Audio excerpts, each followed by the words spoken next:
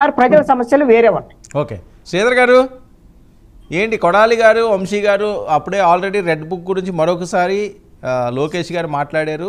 అంతా మొత్తం రంగం సిద్ధమైపోయిందని, ఏదో రకంగా నడిపిస్తారు అని చెప్పి కృష్ణాంజనేయులు గారు చెప్పారట. మళ్ళీ నేను ఎందుకు ఆ పదాన్ని రిపీట్ చేయడం, ఆ రకంగా నడిపించడానికి సర్వం సిద్ధం చేస్తున్నారట. వర్మ గారు, ఇది ఒక రాజకీయ పార్టీ అండి. మేము అధికారం కోల్పోయిన తర్వాత స్ట్రాటజికల్ గా ఒక నిర్ణయం తీసుకున్నారు. ఏమని, ఈ గవర్నమెంట్ కొంత బ్రీతింగ్ టైం ఇవ్వాలి, వాళ్ళు ఇంప్లిమెంట్ చేయాల్సిన స్కీములు కానివ్వండి ఏమన్నా కానీ చేయడానికి వాళ్ళకు టైం ఇవ్వాలి, అప్పటి వరకు మౌనంగా ఉందాము, ఒక 6 నెలలు 1 సంవత్సరం అనుకున్నాం. కానీ ఈ ప్రభుత్వం అలా చేయట్లేదు. ఈ ప్రభుత్వం చేయాల్సింది చేయకుండా ఒక కొత్త సాంప్రదాయాన్ని, రెడ్ బుక్ అనే సాంప్రదాయాన్ని తీసుకొచ్చింది. రాబోయే రోజుల్లో ఈ రెడ్ బుక్ కి పర్యవసానంగా వేరే బుక్లు కూడా వస్తాయి. ఆ రోజున ఏ ప్రభుత్వం ఉన్నా కానీ ఆపాలనుకున్నా కానీ ఆపటం అనేది ఎవరి తరం కూడా కాదు. This is number 1.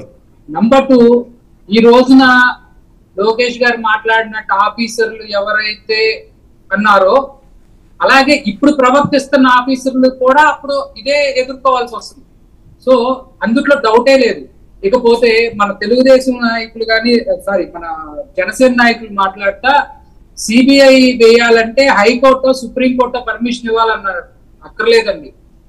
రీసెంట్ గా కర్ణాటక ముఖ్యమంత్రి మీద సిబిఐ విచారణ కోసం గవర్నర్ ఆర్డర్ చేశారు.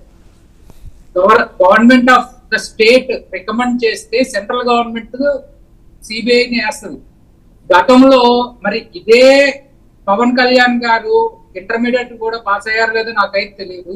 ఆ పార్టీని జెండా మోస్తున్న వీళ్ళు సుగాలి ప్రీతి కేసులో సిబిఐ వేయాలి అని చెప్పి గట్టిగా అడిగినప్పుడు సిబిఐ వేశాం. అంతర్వేది దాంట్లో కూడా సిబిఐ వేశాం.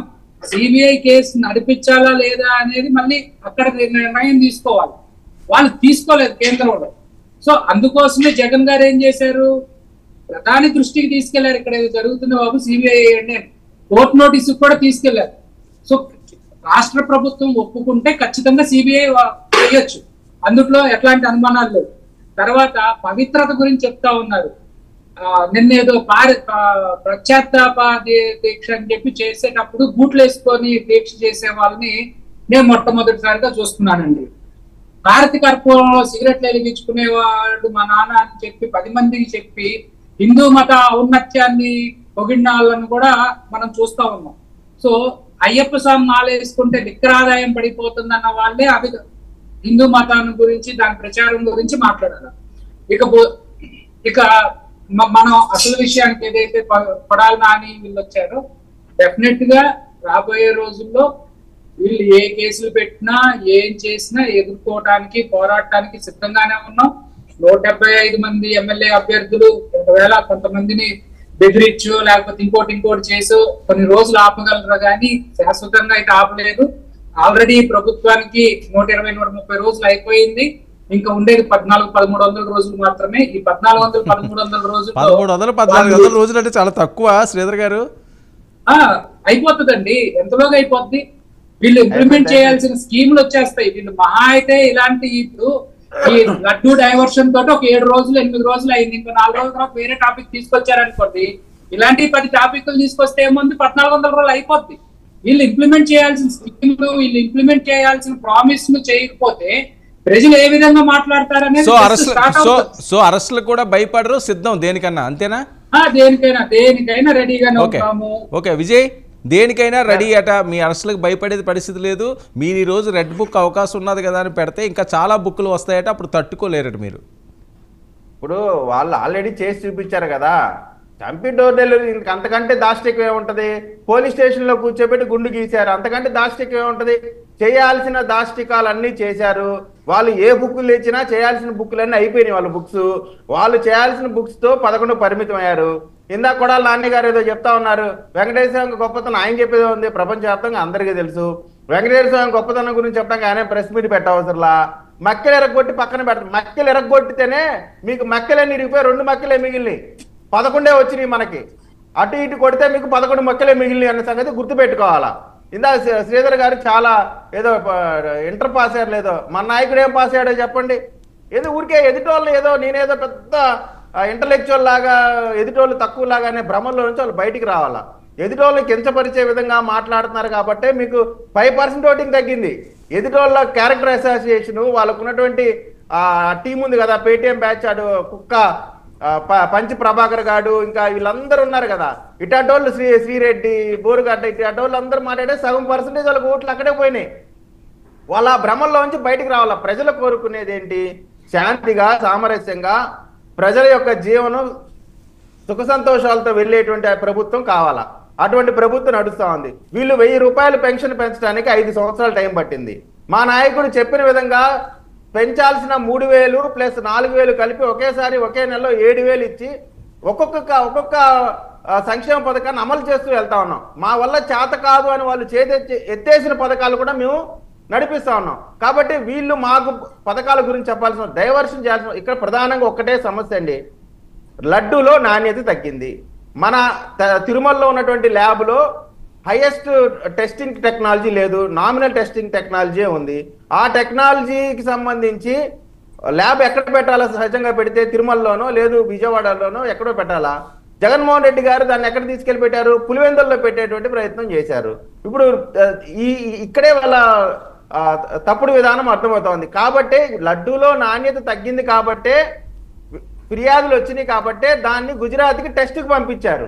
టెస్ట్కి పంపిస్తే వచ్చినటువంటి ల్యాబ్ యొక్క రిపోర్టును బట్టి గతంలో వీళ్ళు చేసినటువంటి సప్లైలో ఏమన్నా కల్తీలు ఉన్నాయా ఏంటి అనే దాని మీద అనుమానాలు స్టార్ట్ అయినాయి. దాని మీద సిట్ ఏర్పాటు సరే, ఓకే. ఈయన తిరుమల వెళ్ళడానికి కూడా రెడీ అయ్యారు జగన్మోహన్ రెడ్డి గారు. చూద్దాం ఏం జరుగుతుందో.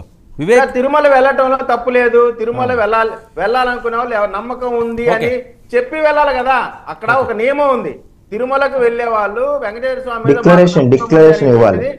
డిక్లరేషన్ ఇచ్చే కదా వెళ్ళాలి. అట్లా గతంలో వెళ్ళినప్పుడు ఇచ్చారా, ఇవ్వలేదా? ఇప్పుడు హిందువుల మనోభావాలను దెబ్బతీయకూడదు కదా. మనం ఎవరు ఒకటండి, ఏ మతం వాళ్ళైనా ఎవరు ఫాలో అవ్వచ్చు.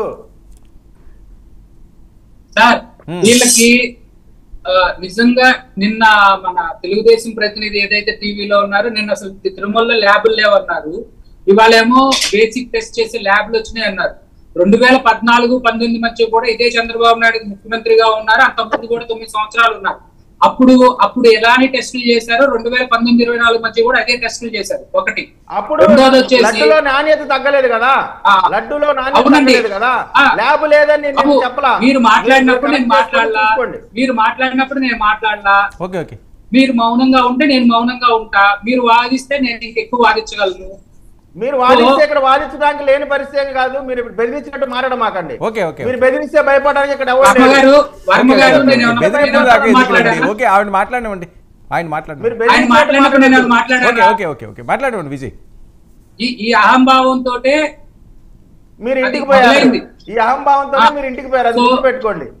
ఇక్కడ పులివెందులు ఏదో పెట్టారంటున్నారు. ఆయనకి బేసిక్ నాలెడ్జ్ కానీ బేసిక్ హోంవర్క్ కానీ చేసుకోవాలా. ఏపీ కార్లని క్యాటిల్ రీసెర్చ్ లైవ్ స్టాక్ ఒకటి పులివెందుల్లో ఉంది. అది ఎప్పుడో 2008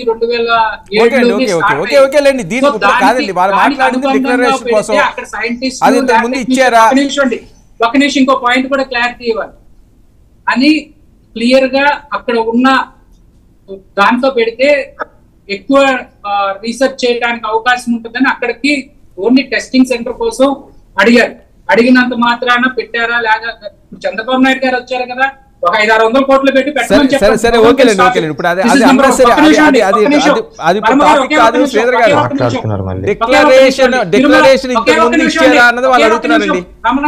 వరం గారు ఒకే ఒక్క నిమిషం.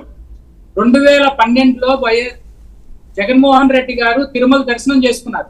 తిరుమల దర్శనం చేసుకున్నప్పుడు అప్పుడు ఎల్వి సుబ్రహ్మణ్యం గారు, ఇప్పుడు ఎవరైతే తెలుగుదేశం జెండా మోస్తున్నారో ఆయన ఈవోగా ఉన్నారు. ఈవోగా ఉన్నప్పుడు ఇదే వితండవాదం తీసుకొచ్చారు, డిక్లరేషన్ మీద సంతకం చేయలేదని. ఆయన ఏం స్టేట్మెంట్ ఇచ్చారంటే 2009లో జగన్మోహన్ రెడ్డి గారు వచ్చినప్పుడు డిక్లరేషన్ మీద సైన్ చేసి ఇచ్చారు కాబట్టి మళ్ళీ రెండోసారి డిక్లరేషన్ ఇవ్వక్కర్లేదు అని చెప్పి 2012లో సమాధానం చెప్పారు. ఒక్క నిమిషం అండి. ఆయన చెప్పిన తర్వాత కూడా పదే అదే డిక్లరేషన్ గురించి ఒక ఫైనాన్స్ మినిస్టర్ గా ఉన్న వ్యక్తి మాట్లాడటం అంటే కేవలం దీన్ని రాజకీయ దురుద్దేశాలు, రాజకీయం చేయటం తప్పితే వేరే ఉద్దేశం కాదు. ఓకే వివేక్.